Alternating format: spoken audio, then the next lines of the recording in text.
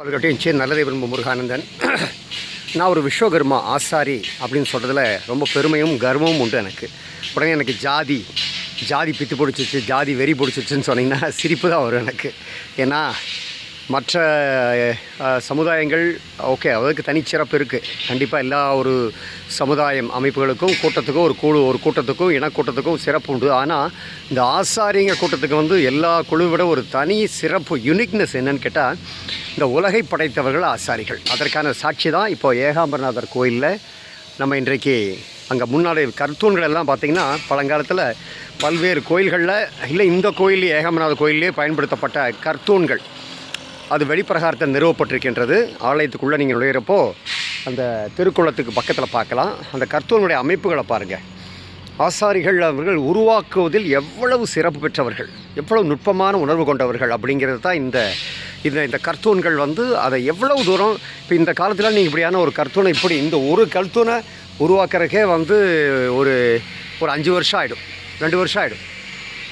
அப்போ அந்த காலத்தில் எப்படிப்பட்ட கர்த்தூன்களை எப்படி இந்த ஆசாரி சமுதாயமானது படைக்கப்பட்டிருக்கிறது அப்படிங்கிறத கொஞ்சம் எல்லோரும் யோசிங்க. பாருங்கள், இது யாழியெல்லாம் ஆசாரி சமுதாயம் அவங்க தவிர வேறு எந்த சமுதாயத்திலும் யாழி சிற்பத்தையெல்லாம் செஞ்சதாக எனக்கு தெரியவே இல்லை. யாழியை வடிப்பு, ஏன்னா யாழிங்கிற ஒரு விலங்கு அந்த காலத்தில் இருந்ததாக, பல்லாயிரம் வருஷத்துக்குள்ளே இருந்ததாக நம்முடைய தர்மம் சொல்லுது. அப்போ யாழியுடைய அமைப்பு பாருங்கள் எவ்வளோ நுட்பமாக வடிக்கப்பட்டிருக்கின்றது. அது போக இங்கே பாருங்கள், இந்த இந்த இந்த இது பாருங்கள், இதில் சதுரமும் இருக்குது, அரைவட்ட வடிவமும் இருக்குது. மேலே பாருங்கள் சரகு விளக்குகள் தொங்குற போன்ற ஒரு அமைப்பு. எவ்வளோ அற்புதம்! அதில் பாருங்கள் எவ்வளோ நுட்பமாக வரி செஞ்சு அதில் நாகங்களை வடித்து. இங்கே பாருங்கள், இதில் பின்னாடி பாருங்கள் சிற்பங்கள், நுட்பமான சிற்பங்கள், சின்ன சிற்பங்கள். அப்போது ஒரு கல்தூணில் சிற்பம், அதில் விதமான வடிவங்கள், யாழி, ரொம்ப பிரமாதம். அதுதான் எனக்கு இந்த கல்தூண்களில் கடைசியாக பாருங்கள், இப்போ நான் காமிக்கிற கல்தூண் இது போன்று இங்கே பாருங்கள் அடுக்கி வைக்கப்படுங்க பாருங்கள். வரிசையாக நிறுத்தப்பட்டிருக்கிற கல்தூண்கள் எல்லாமே விதவிதமாக வித்தியாசமாக ஒன்றுக்கொன்று மாறுபட்டு இப்படி பல விதமான வடிவங்களில் நீங்கள் இங்கே பார்க்குறீங்க. அவசியம் இங்கே வர்றப்போ இது அவசியம் பாருங்கள். இது ஏதோ வெயிலில் காஞ்சிட்டுக்குன்னு நினைக்காதீங்க. ஆசாரி சமுதாயத்தை நீங்கள் இன்னும் முழுமையாக தெரிந்து கொள்ள வேண்டும் என்றால், நான் சொல்கிறது முழுமையான ஆசாரிகள் எல்லாரையும் நான் சொல்ல மாட்டேன். இந்த ஒரு சிற்பம், இந்த ஒரு கல்தூண் போதும் ஒரு ஆசாரியுடைய உச்சகட்ட உன்னத படைப்பாற்றலை விளக்குகின்ற அற்புதமான அந்த கல்தூண் பாருங்கள். அப்பா எவ்வளவு நுட்பமாக பாருங்கள். கீழே சிலையெல்லாம் உடைச்சிருக்காங்க, யாழி இருந்திருக்கு. யாழி தலைமையில் பாருங்கள் இந்த கல்தூண் நிற்கிது. அந்த பக்கம் அதே மாதிரி யாழி கீழே, மேலே கல்தூண். அப்போ இதுவும் யாழியாக இருந்திருக்கும். 4 புறமும் யாழிகள் இருந்திருக்கும். அப்படின்னா 3 புறம் யாழி. அடடா என்ன அற்புதம் பாருங்கள். அப்புறம் கீழே பாருங்கள் எத்தனை நுட்பமான பாருங்கள். பாம்பு வடிவு, ஒரு இது தீப வடிவு, சரவிளக்கு தொங்குற மாதிரி. பாருங்கள், இது பாருங்கள், இது குதிரை அப்படி நிற்கிற மாதிரி. இது அந்த காலத்தில் அது ஒரு இது கீழே ஆமாம், கீழே ஏதோ ஒரு விலங்கு நிற்கிது, அதுக்கு மேலே யாழி நிற்கிது. கீழே ஒரு நாகம் போன்ற அமைப்பு, அது மேலே ஒரு மிருகம், அதன் மேலே யாழி. அப்புறம் இந்த வரி வடிவங்கள், இந்த வடிவங்கள்லாம் செதுக்க முடியுமா நம்மளால்?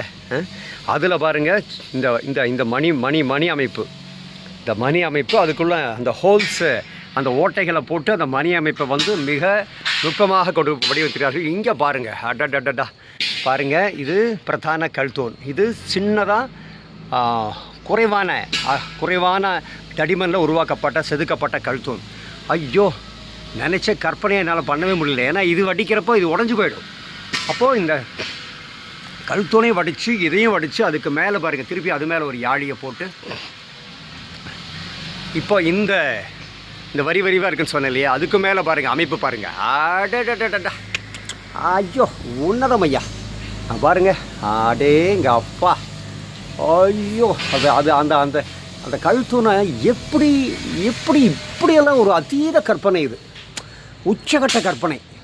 தேவ மயனே வடித்த மாதிரி. அதுக்கு மேலே பாருங்கள், ஐயோ கடவுளே பாருங்கள். அதுக்கு மேலே 4 பக்கங்களும் பாருங்கள் தேவர்கள் மேலே வடிக்கப்பட்டிருக்காங்க. கீழே சரவிளக்கு தொங்குற மாதிரி. அதுக்கு மேலே ஒன்று இருந்திருக்கும் போல இருக்குது, உடஞ்சிருக்கும் போல இருக்குது. அப்போது இந்த ஒரு கல்தூண் போதுமானது. ஒட்டுமொத்த ஆசாரி சமுதாயத்தின் பெருமையை சொல்வதற்கு இந்த ஒரே ஒரு கல்தூண் போதுமானது. ஒரே ஒரு கல்தூண் தான். அதில் எத்தனை விதமான வேலைப்பாடுகள் பாருங்களேன். ஐயையோ கடவுளே! பாருங்கள் 3 சிறு கற்தூண்கள், பின்னாடி ஒரு பெரிய கல்தூண் இருந்திருக்கு. கல்தூண் இருக்குது. 4 கல்தூண்கள் கொண்டதாக ஒரு பெரிய கல்தூணாக அது இருந்திருக்கு. அதில் ஒன்று உடஞ்சிருக்கு.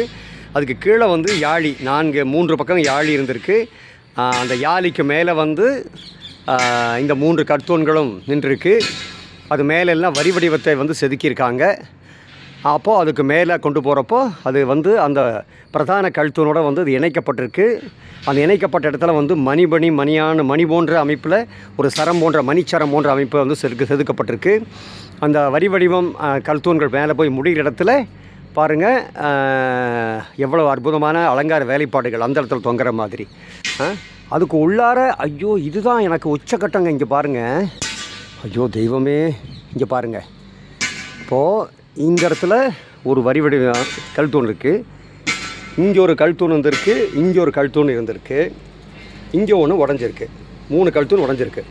இந்த 3 கல்தூணுக்கு பின்னாடி இப்போ பாருங்கள், இது வந்து யாழியாக இருந்திருக்காமா அப்படி தான் தெரியுது. ஆனால் இது எப்படி சாத்தியம்? ஐயோ ஒன்றும் புரியலையே எனக்கு. அதாவது நான் சொல்கிறது இங்கே பாருங்கள், இது வந்து 3 தூண்கள் இருந்திருக்கு. ஒன்று உடஞ்சிருக்கு பாருங்கள். இது ஒரு தூண், சின்ன தூண். இது ஒரு சின்ன கல்தூண். இங்கே முன்னாடி ஒரு கல்தூண் இருக்குது, அது உடஞ்சிருக்கு. பின்னாடி பிரதான கல்தூண் இது நீங்கள் பார்த்துட்ருக்கீங்க.